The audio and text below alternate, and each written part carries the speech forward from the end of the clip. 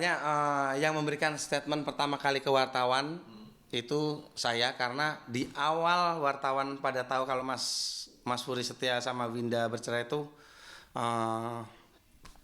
yang disuruh memberikan statement kita ya, dan kita juga dikasih mandat dari pagi pas hari itu tuh tanggal 6 apa tanggal 7 kita syuting bareng. Dari pagi wartawan udah nelponin saya karena handphonenya Mas Pur sengaja dimatiin karena udah ketahuan gitu.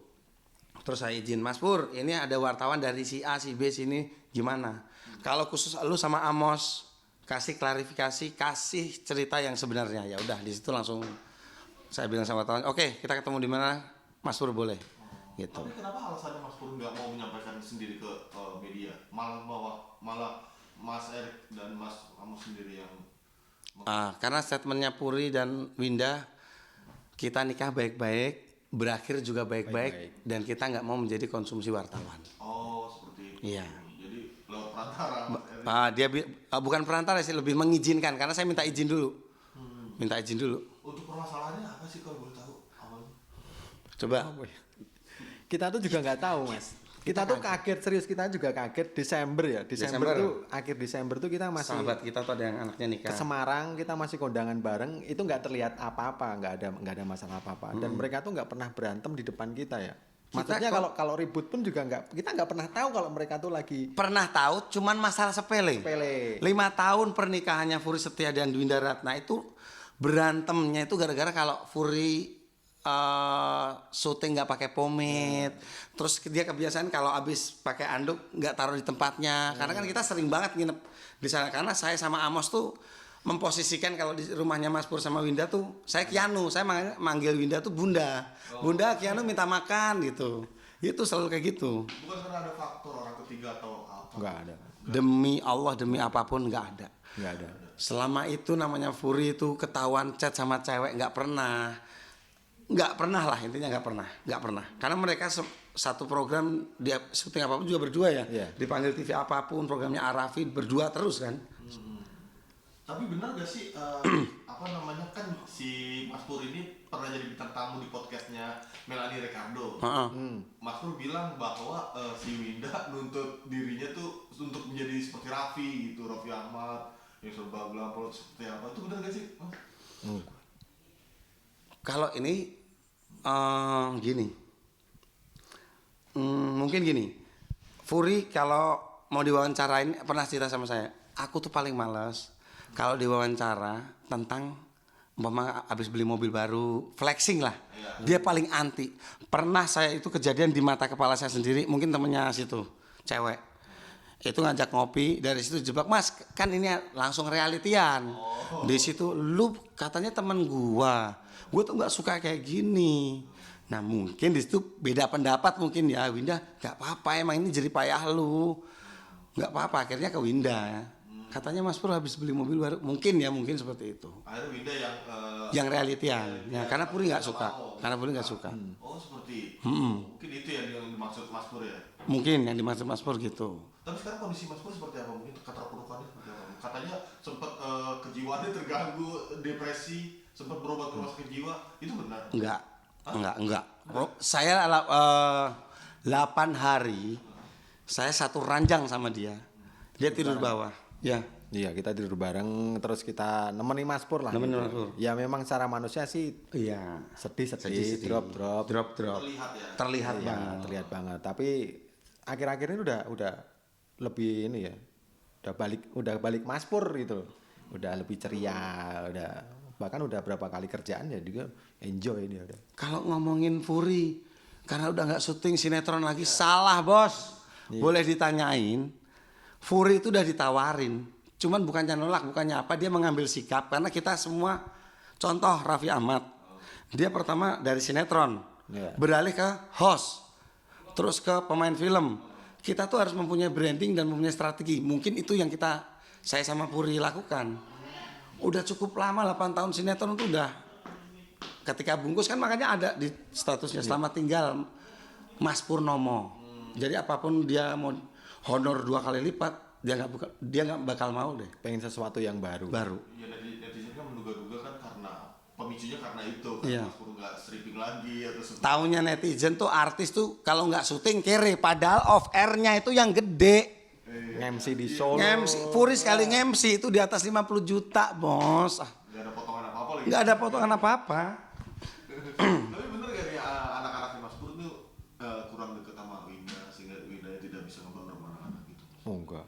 Enggak, kalau si L ke Jakarta mereka ada kok vlognya. Selalu jalan bareng sama L ke beli apa ya? Beli mainan yang Lego. Lego. Itu selalu. Justru L itu mendapatkan kasih sayang dari orang tua. Jadi kalau biasanya anak-anak broken home kurang Nah, kasih ini sayang, statementnya. Nah, benar yang dikatain Amos. anak-anak broken home kan biasanya kurang kasih sayang. Tapi justru ini tuh dari neneknya, dari Jadi kakeknya. ngejelasinnya gini, Mas. Nah, Kemarin 8 hari setelah putusan, L anaknya datang ke sini. Itu ada kita juga. Oh iya.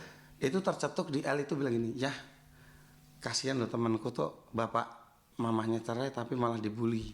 Anak broken home." Tapi L nggak ngerasa kayak gitu. Iya. Di situ saya nangis tuh. Itu kita pas makan ramen ya Iya. di Citos. Kok bisa L? Wah nggak tega ngomongnya. Tak minum dulu Mas. Emang ada statement yang dikeluarkan sama El? Gokil itu. Di sini aku tidak membenarkan seorang anak broken home itu image-nya itu anak yang korban dari perceraian. Karena yang aku rasain sekarang ya, L yang ngomong ya. Aku malah dapat kasih sayang yang lebih Lebih betul. Dari orang tua. dari orang tuanya. Contohnya aku di Riau, ayah di Jakarta. L, mau ke Jakarta enggak? Mau liburan enggak? Mau apa? Belum dari Akung, belum dari Winda, belum dari orang tuanya kandungnya yang di Riau.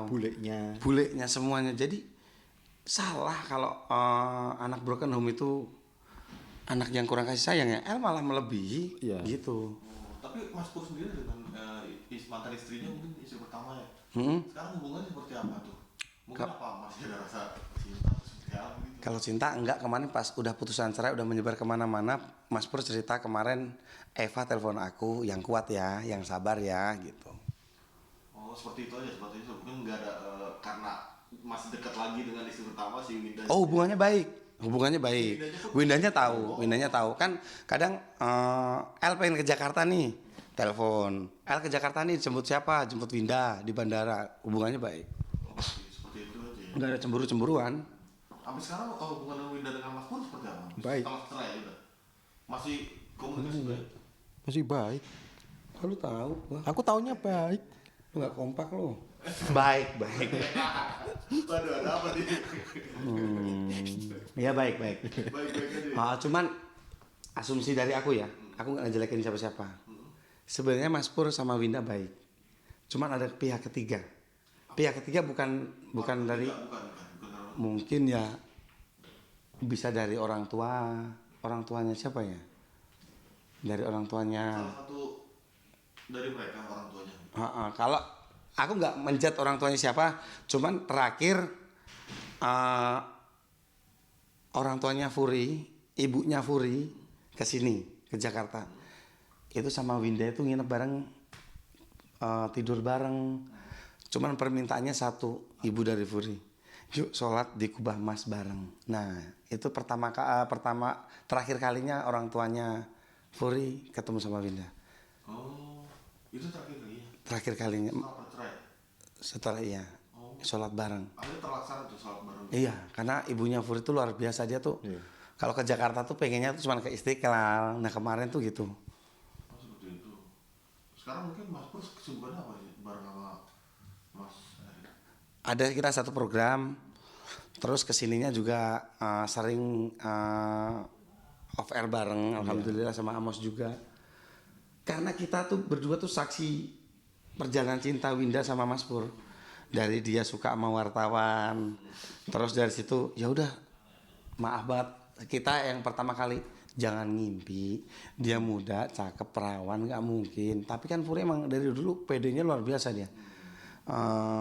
Di situ, Rick, Mos, dia mau nih jalan sama gua. Nah dari situ Rick mau gua ajak nikah nih. Dari kabar-kabar itu udah tuh, Rick, prosesnya kita tahu dari awal. Rick, gua mau nikahin dia dan orang tuanya setuju. Maaf, saya sebagai temennya logikanya adalah oh ini karena Mas Pur seorang Purnomo yang lagi naik daun nih, makanya mau dinikahin. Ternyata enggak. Awalnya mikirnya seperti itu ya. Seperti itu, ternyata Apa enggak. pikiran orang juga. Winda Ratna luar biasa. Hampir 5 tahun tinggal di kontrakan ya, karena rumahnya kan mereka beli 2 rumah itu belum jadi semua karena renovasi kan, dan harus mendekati lokasi syuting ya, susah bareng. Aduh, Ya cuman itu doang yang kita kaget ya. kaget. Manajer nggak tahu, gua nggak tahu. Nggak ada yang tahu mas. Hah? Makanya ini banget, maksudnya dikira kita kan kira gimmick nih atau ada gebrakan apa. Kita mikirnya juga begitu. Kita mikirnya makanya lu konten tolong, nih. lu jangan bodoh ya. Lu konten tapi perceraian ntar jadi beneran lu. Enggak, udah putusan. Ternyata selama ini pas kondangan Desember tuh kalau nggak salah mereka tuh ngurus perceraiannya bareng. Dan pengadilan bisa senyap, gak ada yang tahu. Lu aja wartawan taunya baru cross check. Tahunya pas Furi Depok apa Cibinong sih? Pengadilan mana? Pengadilan Depok. Oh kita malah baru tahu. Kitanya tahunya Citayam apa Cibinong gitu. Apa yang sensitif lagi nggak apa-apa, ayo. Gue jawab, gue jujur. Ada satu kali lagi Boleh. yang gak enak nanya. Kalau dari gue tuh pasti valid. Gue nggak mungkin gimana. Benar gak sih faktornya karena belum memiliki keturunan, mungkin akhirnya mereka bercerai gitu.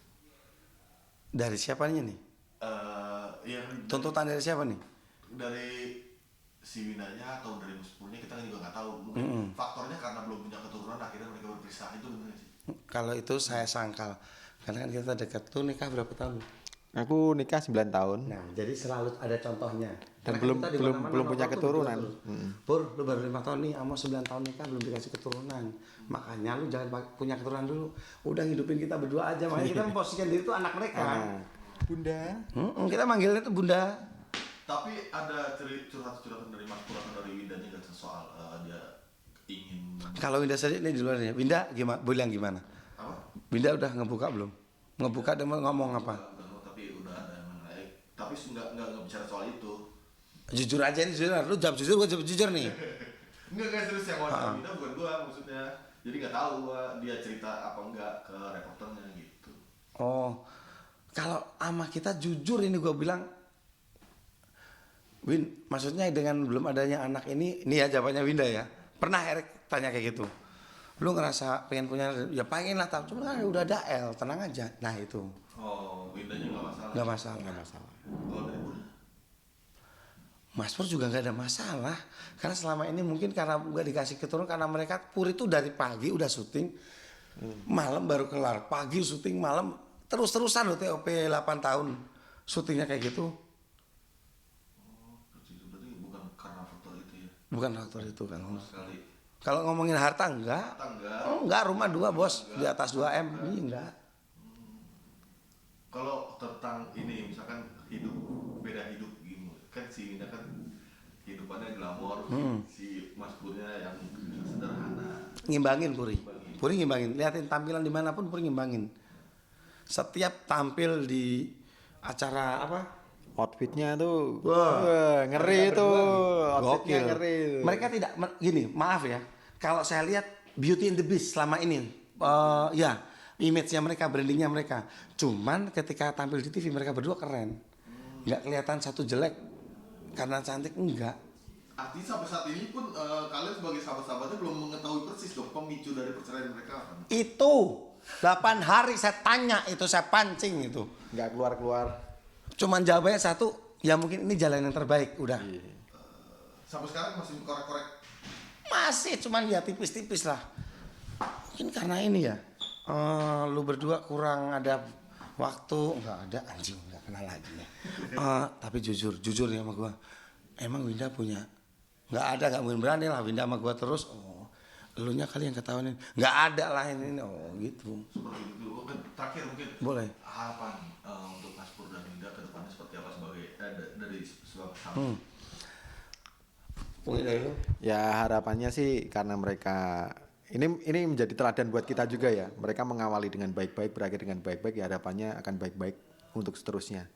Doa kita tetap yang terbaik buat mereka karena mereka berdua itu udah kayak saudara kita sendiri, udah deket ya.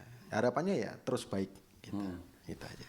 Kalau dari saya sendiri, Mas Pur, saya tahu kamu mungkin dengan perceraian ini jalan yang terbaik buat kalian berdua. Dan jangan sampai kayak teman-teman kita yang lain, perceraian ini menjadi dongkrak popularitas atau panggung buat kalian berdua untuk menuju sesuatu yang apalah itu loh, paham gak sih maksud gua? Nah itu, karena saya tahu Mas Pur, saya tahu Winda. Oke, Mas mau konfirmasi. Boleh.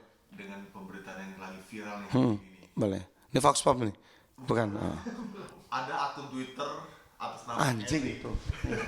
Ada akun Twitter atas Handphone mana? Erik Gua sampai mau nelpon Bang Vincent. Astrada. Iya. Erik Astrada menuliskan kronologi kejadian pengeroyokan anak Bang Vincent Lopez. Itu bener akun abang bukan? Bukan saya.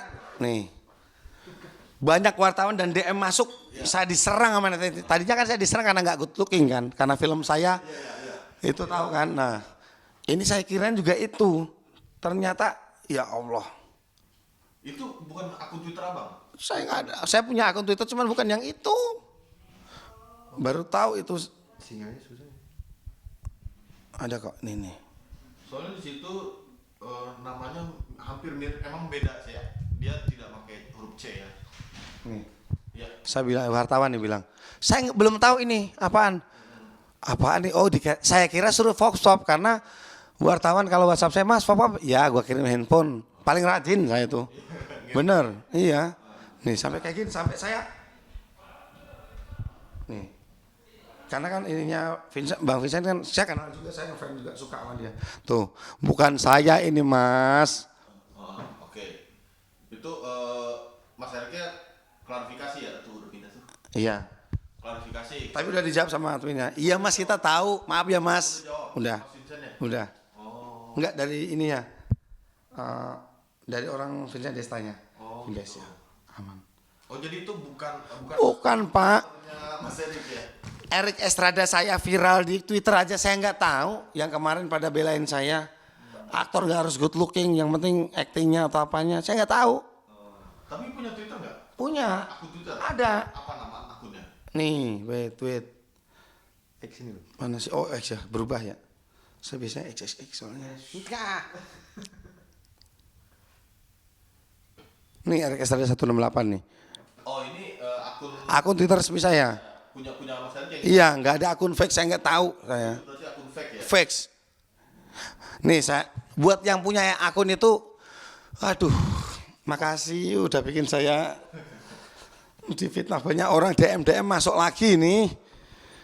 Udah. Tapi mengenal sosok Vincent sendiri nggak? Mungkin kronologi. On the best. Ceritanya tahu nggak tentang kasus Belum tahu. Anaknya disundut rokok ya kalau nggak salah. Dibully. dia yang melakukan? Anaknya Vin. Iya, anaknya yang melakukan.